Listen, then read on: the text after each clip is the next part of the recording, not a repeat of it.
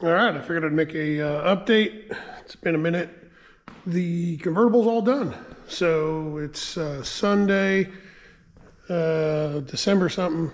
I don't know. We have to leave tomorrow to go to PRI. So everything just got wrapped up. The hood's not on because I'm not bringing the hood with us to PRI. But, and if you come to Indy and come to PRI, make sure you stop by, say hello, check this thing out.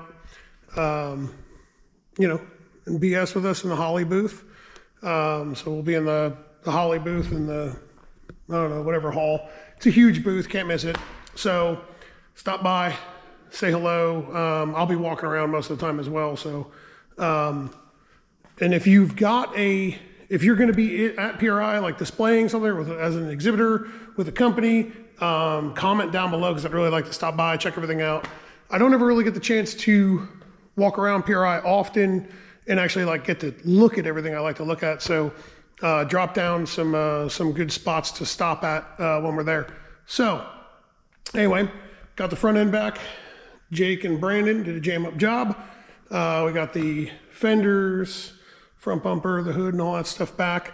And then I had to bring it over to Matt at Performance Fab. We had a handful of little things to do to finish up before this thing was ready to go. So one of them was these panels down here, a little hard to see, but these panels down here, and when I go under the car, it'll make a little bit more sense. Just had to be kind of notched a little bit just because like I ran some hoses and stuff through there. So he had to do that, and he had to fix, I don't know how I did this, but I don't know, I must have screwed up something with the turbo inlet air filters. Hang on, I'll make it a light. Make a little bit more sense. There we go. There we go. So they're like a little inlet tube, and then they hold a panel filter. So they've been on the car. They're not new, but I don't know how I did it, but I screwed something up with them. So Matt fixed it. And then we used to have a splitter on the front end of this car. And what I mean by splitter was that it was a piece of like ABS plastic that went all the way around the bottom of the bumper, stuck out about this far. It worked really, really good at keeping the front end down at high speed. In fact, it worked so good, it was shoving down on the front bumper really, really hard because it like stuck out, you know, maybe probably a little bit too far, honestly. That was my own doing. I think it stuck out like 1.75 inches. And it would push the front end down at high speed, which is ideal and what you want. But I opted to take it off because the car is a little bit nose heavy as it is, and it was right at like 3.5 pounds. So when that came off, we had to do something because it used to seal off the bottom of the front bumper. So Matt took a piece of carbon and put it in the sheet metal brake and broke it with some heat. Don't ask me how he did it. I don't know. I don't do that stuff. But anyway, he made a filler panel for the bottom. I think it came out awesome. And then there's also some more back here to seal off the bottom of the front of the car. The idea here is that when you're on the racetrack, you want to direct air into the turbos as much as you can. So if this was all open, we would just have air kind of come in and go back down underneath, right? Or it'd be turbulent because you'd have air coming up through the bottom and whatnot. And when you're driving down the road, you want air to be going through the radiator. So now we've got a whole bunch of nice frontal area going into the radiator. Should help keep the car cool. Car didn't have a problem keeping cool before, but that should help. So I think it came out awesome in carbon. I had no idea he could break carbon, but apparently he can. So here we are. He also made these. So this is a little thing that we decided, or he decided, and I like them. I think you call them, I don't know, correct me if I'm wrong, I think you call them canard wings. But anyway, so the idea here is Matt's gotten really like into researching and reading about and learning about aero, right? So, and the plan is we're gonna go to the wind tunnel after PRI, and we're gonna bring somebody I know who's got a lot of aero experience, and Josh and myself and Matt and the four of us are all gonna go, and play in the wind tunnel. And I'll videotape some of it and, you know, kind of tell you what we learned. But the idea here is that because we went to the spindle mount wheel with a spindle mount strut, there's no actual spindle anymore. It's all built into the strut. This is something I've been wanting to do for a while. I've been wanting to pull the wheel in a good bit. So the idea behind these is to help stop air from going up and in here, right? It kind of just, it's supposed to, and there's gonna be some aero dude who's watching this video who's like, you're an idiot, that's not what it does this. You're probably right, I don't know, but it's, the idea is to keep air coming out from, or getting back up into the wheel well, and wreaking havoc. So we're gonna try it. They're a little carbon fiber bolt on, we use some tie bolts for it, whatever. And if it doesn't do anything when we're in the wind tunnel, we'll unbolt them and we'll see what it does, you know? So anyway, car's all back together. Matt also moved the front air jack up right there. So there's that, there's the air jacks. So I made a video on the air jacks a while ago. They're awesome, they're still awesome. I'll never get rid of them. A lot of people will be in the comments asking me questions like, what do they weigh? Yada, yada, yada. Okay, so the air jacks themselves, and if you're interested in buying them, hit us up. We can set you up with not only the air jacks, because the air jacks are made by All Star Performance. Well, they're made by Duco Performance and resold by All Star Performance, but there's a lot of other stuff that has to kind of go along with the air jacks in order for it to like work well. And I've got it figured out. We'll be happy to help you along the way if you want to use them. So the air jacks weigh 4.9 pounds each. So there's 4 of them, right at 20 pounds. The mounts, these new mounts that we used, were, I don't know, I think like 8 ounces or something for the pair. They're aluminum. And then you use a spanner and you tighten up the 2, you know, spanner nuts around them and sandwich between them. Here, we can look at the top one. There you go. There's the top one. So anyway, he had to move the air jacks up so that they would sit, so they would sit level with the rear ones. So I had it on air jacks for like the last like day, and you know, doing a whole bunch of different stuff, and it sits perfectly level. It's great. 15 inches of travel out of the air jack. So if you've got 4 inches here, oh, there we go. Let's just say you've got 4 inches of ground clearance here, then you've got 11 inches of lift. If you've got 2 inches of ground clearance, then you've got 13 inches of lift, but it's 15 inches of total lift. And then obviously you can, you know, use blocks of wood or whatever, put them underneath of it, get it closer to raise the car higher. The air jacks rule, they're worth every penny and every ounce. So I plumbed them with Brown & Miller smoothbore PTFE, and then we did, I think I did this, I went over this in a different video, so whatever. Anyway, did all that. He did some stuff up underneath the car. We've got all the interior back in, added a few things, so put some, there we go. Put some USB bulkheads in the dash. I started doing them over here on the driver's side because when you're at a racetrack and you're, you know, so like the car gets pulled back up, the battery charger's over there. So like if you have to hook the battery charger up, it's over there. And typically like other things that you end up doing on the side of the car or on the passenger side, I like to put them over here because then like I can connect to this and be out of anybody else's way that's doing anything else with the car on the driver's side. Also, if I'm sitting in the car doing street tuning or whatever, it's easy to just plug into it. So the top one's for ECU, this one's for the PDM, profiler, VPS, yada yada. So they're nothing fancy, Amazon USB bulkheads. So we put them in just about every car that has a dash on it. Makes it a little bit easier. And the other thing that goes on the passenger side of the car is in the gas door, this is where we do the hookup for the air jacks. So right there. So I also added a toggle valve for the chutes right there. So that'll charge the air chutes right here. I think I already went over everything in the trunk. This is all sealed off. We're all good to go.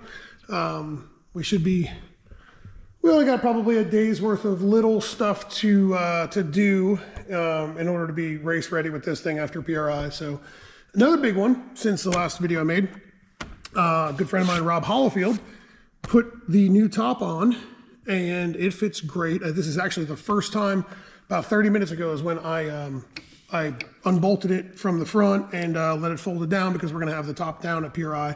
So he made me a rear window also. So because of the location of where we landed these bars, the factory glass rear window was too deep. So when you folded the top down, all the mechanisms and like all the bracketry fits right there. And I brought the top to Matt when he was doing this without a window in it and without any canvas on it. So I told him, I said, land the bars right there, we'll be good to go. And then he landed them there, got it all done. And then I was like, hey, wait a second, I don't think a back window is gonna fit. Thankfully, I've got some great friends and some killer resources that are very talented. And Rob made me a back window for it. We did that on Black Friday. Yeah, we did that the day after Thanksgiving. So long day, but we got the top on, fits perfect. It's actually the best fitting top we've ever had on this thing. So that's all done. All inside the car is all done. Fill up transmission fluid, thing runs, drives. It's a remote start. I made a video on Facebook. Some of you guys may have seen that, but I got remote start working on this thing. I've got, remote horn, lights, a whole bunch of stuff. That was really just let's see if we could do it. But anyway, another side note, the Santa struts get incredibly tight. So if you run a Santa strut, you can lock these things down to the point where like when you jack the car up, the front wheel doesn't move. You crack them off of the bottom and now the front end will rise. So it's rather surprising how much range of adjustment the Santa strut has. So, all right, give me a second. I'm gonna run this thing up in the air. Let's look up underneath of it. There's a lot of cool stuff that Matt did for it, and you won't be able to really see at PRI, so hang on. All right, we're up underneath of this thing. This is an Auto Sport connector for my mini trailer, and it's pretty pimping. So there's that. All right, here's the rear panel. So the whole back of the car is all boxed in and flat. And then we can look here. It kind of goes right into the back of the fuel cells right here. So the idea is to try to keep air. Again, somebody from Aero World is going to come in here and say, well, this is wrong, but explain it to me, educate me, because I don't know. But the idea is that the flatter you can get it in the back, the easier it is to get the air out of it, and the easier it is to get the air out underneath the chutes. So here, I think I've went over all this stuff. This is where the air shock is going to go. So it goes up here, and then there's another bracket that goes right here. It's off because we don't need it for PRI. So another cool thing that showed up. Damn, it's rotated. Well, this is a carbon fiber drive shaft, and it is made by Wiles Drive Shafts. So, yeah, there you go. You should be able to see that. Wiles Drive Shafts. So, Wiles is a company in Paris, Tennessee. They have been building carbon fiber drive shafts for a very long time. They've never had a bond break, which is a big deal with a carbon shaft. So I reached out to Ross with Wiles. Awesome dude, great customer service.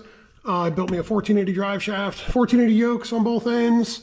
Got it done quick, and the best packaging I've actually ever had. It took me about 30 minutes to get the damn drive shaft out of the package. So it gets bolted together. It's worth dealing with.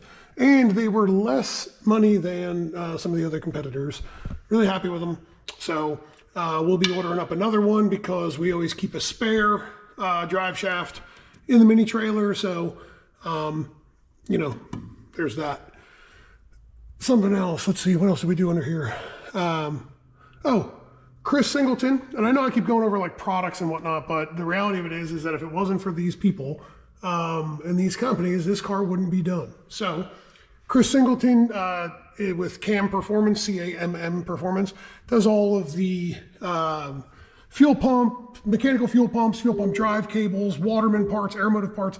He helps us out with all that stuff. For all of our customers, we order all of our stuff from him for that. So one of the hot topics that always comes up is a fuel pump drive cable and a mechanical fuel pump. So since I've never really gone over this with this car, I figured I would show what we did. So if you notice, there's a little gold mark here. This fuel pump drive cable is 4 years old. It has been shortened 2 times. That's the most recent mark. He just happened to take it off the other end because I asked him to. That's where the mark I made for him to shorten it to. So this fuel pump drive cable is 4 years old. We have never had a failure. We've never had a problem with the fuel pump drive cable. And a lot of it comes down to how you route it and how you mount it. So Matt made us a bracket here. Oh, that's kind of hard to see up there. But anyway, he made us a bracket that bolted on to the frame rail and then comes down and it's half mooned. Kind of see there. It's like a half mooned piece of metal. And we just used hose clamps, clamp it there because it's kind of free falling, because here we have P clamps. So if you look, there's P clamps. They say every 4 inches. I think that's insanity. We usually shoot for like 8. Or if we're going into like a bended area, we get them a little bit tighter. So like right here, you want support. Like this is okay, a little tiny bit of movement's okay here, but you want enough support where when this thing starts to spin, it's not trying to whip this out of shape, right? So P clamps, for this, all we did was just drill and tap all the tubes and then use some tie bolts to hold it in with some 3/4 inch rubber, whatever, metal P clamps, rubber covered metal P clamps. So this is the way we do them on all the cars. You can see, just try to keep it routed as straight as you can. And then when we get up here, Matt made us some more bracketry. So there, let me get a flashlight. Bam. So you can see that little aluminum thing. Dang, we should have had it powder coated. Sorry, Jake, I'll bring it to you later. So that right there is a little bracket. You can see it's bolted up on 2 sides. Well, you can't really see up in there. There you go. So it's bolted up on 2 sides, and then it's gusseted here, and then there's a piece of 1 inch tube that's split down the middle, or 3/4 inch tube that's split down the middle. We use some hose clamps there, and then we've got the similar scenario. Sorry, it's a little hard to see up in here. Similar scenario right here. That's coming off of the front of the mid plate to hold that fuel pump drive cable. And then you want to try to keep that fuel pump drive cable as straight as you can going into the back of the fuel pump drive, or in this case, it's a FluidWorks oil pump. So we drive anytime if a customer reaches out and says, hey, can you help me with all of these things? I always try to push them into an external oil pump, depending on the engine application, but I like using an external oil pump to drive the fuel pump drive cable. And the reason being is an external oil pump is easy to prime your oil system. And when you prime your oil system, you get the added benefit of also priming your fuel system. So it works really well. The other thing is kind of a built-in safety here. So if this belt comes off, it stops pumping fuel. And it also stops pumping oil. If it stops pumping fuel, it shuts the engine off. So you don't hurt an engine because you don't have oil pressure. So FluidWorks makes some awesome pumps. I had another pump on here. We had a little bit of oil pressure issues. We swapped over to the FluidWorks steel. Oil pressure is a heck of a lot more solid going down the road, or going down the racetrack and road. Also, I really like that they like stamp it real big. So like when I plumb these cars, we don't have to wonder what's what. So FluidWorks, nice pump, works great. So that's a fuel pump drive cable. All right, back to some of the other stuff that we had done.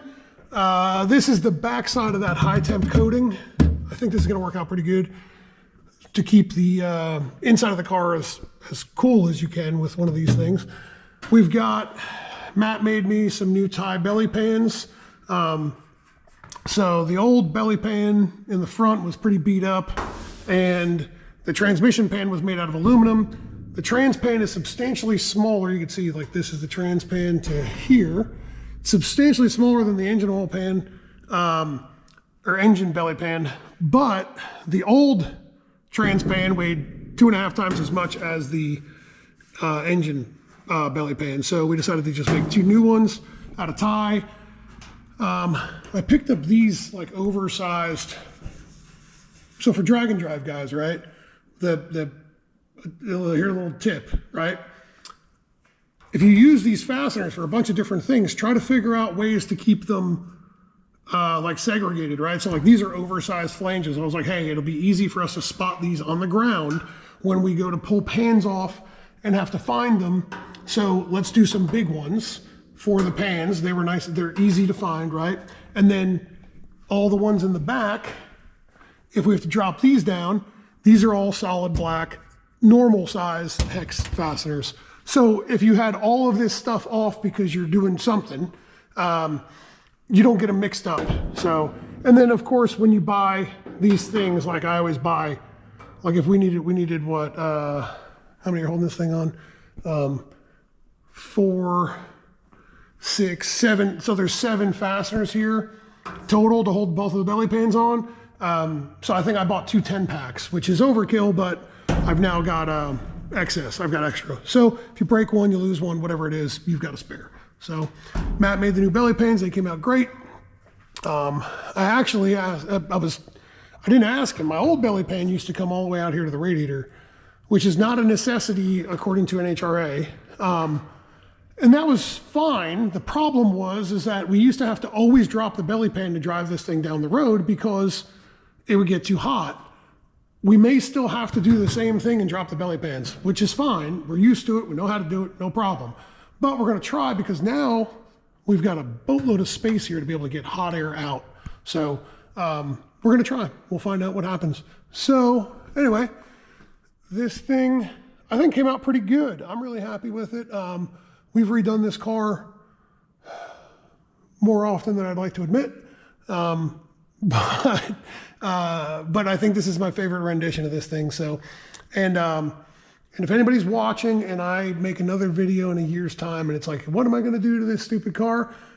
You have every single right to roast me online, ridicule me, call me and tell me I'm an idiot because I'm done. We're done with this.